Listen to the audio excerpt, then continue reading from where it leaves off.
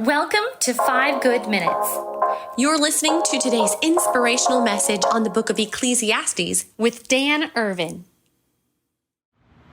Welcome into 5 Good Minutes podcast this week. This is a look into Ecclesiastes chapter 5 this week. And if you've been journeying along through the book of Ecclesiastes so far with us in this podcast, you know that Ecclesiastes has a certain theme, that life is meaningless.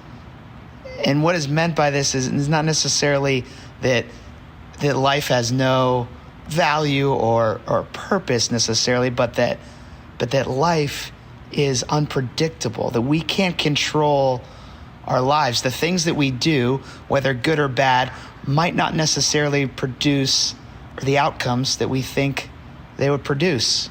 If we do the right things, maybe some of us think we're guaranteed certain things by God, or success or prosperity or wealth or a family, whatever that might be for you. But this is not true of our lives. As you know, you may look at certain people and say, well, this person over here, they are doing bad things, but it seems like their lives are more imbalanced than mine, or they're getting certain things that, man, I wish I had those things. So in many ways, the book of Ecclesiastes gives us ways to live life, but not necessarily promising the outcomes that we maybe necessarily want in our lives. But these ways to live our lives are warnings, are kind of saying, hey, this is out here for you to understand and know. And if you choose to live life like this is what God wants, because it's how you were designed to live.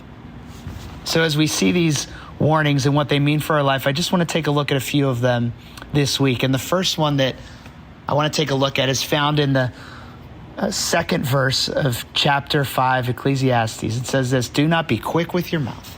Do not be hasty in your heart to utter anything before God. God is in heaven, you are on earth. Let your words be few. You know, our words, they're pervasive. They're all over the place. Think about the world that we live in. Social media, news, notifications. We're bombarded with the words of other people and our own words. But in this verse, we're challenged to consider the weight of our words, and especially in how we approach God.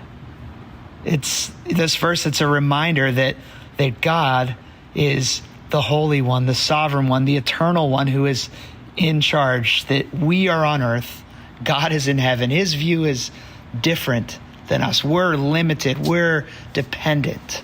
God is not. And so the first thing that I see in this verse, this warning, is a call to humility, to approach God, not in that we would be speaking to a peer, or even in a friend sense. God is our friend, yes, but when we address the creator of the universe, do we address God in a way as if he is the very one who spoke everything into being? Yet how often are our words to God just flippant, or not even approaching him with care? Now, this isn't to say that we can't approach God with our whole heart, with an honest heart. God wants that. He desires that. But God, in many ways, he's not impressed by our eloquence of our words. What God desires is a heart that understands our place before him, a heart that listens more than it speaks. And so maybe a good place to start is thinking about the noise in our lives and reducing a little bit of the noise in our lives. Maybe a good place to start is about recognizing that God is not after performance or having us look a certain way. But maybe a good place to start is understanding that God has already shaped in us, given us a new identity as his sons and daughters, not based on anything we say. It's not about what we are bringing to God, but about what God has already done for us. And this is the truth of the gospel, that Jesus, the ultimate word, who became flesh, bridged the gap between God and us. Just consider that for a moment. The same God who is high and lifted up and throned in the heavens came down to dwell among us in the person of Jesus Christ. You know, when Jesus spoke, his words carried perfect weight and truth. They weren't hasty, they weren't impulsive. His final words on the cross, "It is finished," a culmination of a life lived in perfect obedience to the Father's will. So as we consider our words, we can consider them in a way that they might be few before God, not because God doesn't care to hear us, but because Jesus has already done enough.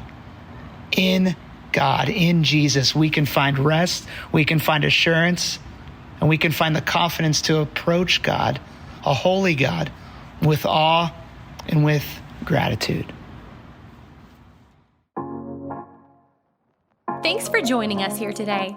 There's a lot of great content to explore on Orchard Hill Plus and on the Orchard Hill main feed from the weekend. Have a great day.